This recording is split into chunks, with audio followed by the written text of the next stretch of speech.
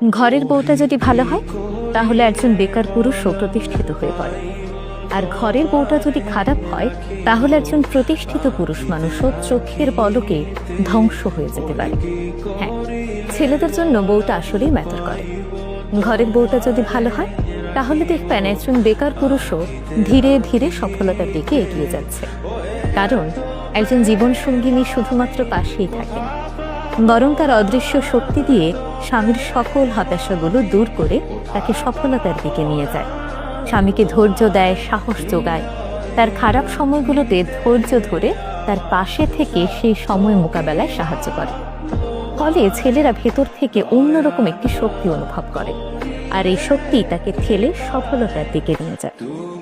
অপরদিকে ঘরের বউটি যদি চরিত্রের দিক থেকে খারাপ হয়, নেতিবাচক মনোভাবের হয়, তাহলে একজন প্রতিষ্ঠিত পুরুষও ভেতর থেকে ভেঙে পড়ে। প্রতিনিয়ত সন্দেহ, অবিশ্বাস, হতাশা এই জিনিসগুলো তাকে ভেতর থেকে দুর্বল করে দেয়। ফলে তিনি ধীরে ধীরে তার কর্মস্পৃহা হারিয়ে ফেলেন এবং জীবনযুদ্ধে অনেকটাই পিছিয়ে পড়েন। তাই ছেলেদের জীবনে স্ত্রী আসলেই ম্যাটার করে, কারণ স্ত্রী শুধু একজন সঙ্গী নন, তার চলার পথে সাহসের উৎস কিংবা ধ্বংসের কারণ।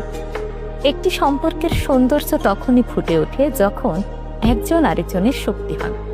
তাই বিয়ে শুধুমাত্র সামাজিক দায়িত্ব নয়, বিয়ে জীবনের সবচেয়ে গুরুত্বপূর্ণ সিদ্ধান্ত।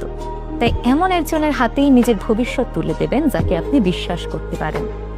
এমন একজনকেই বেছে নেবেন যার কাছে আপনার স্বপ্নটা তার স্বপ্নের মতোই গুরুত্বপূর্ণ।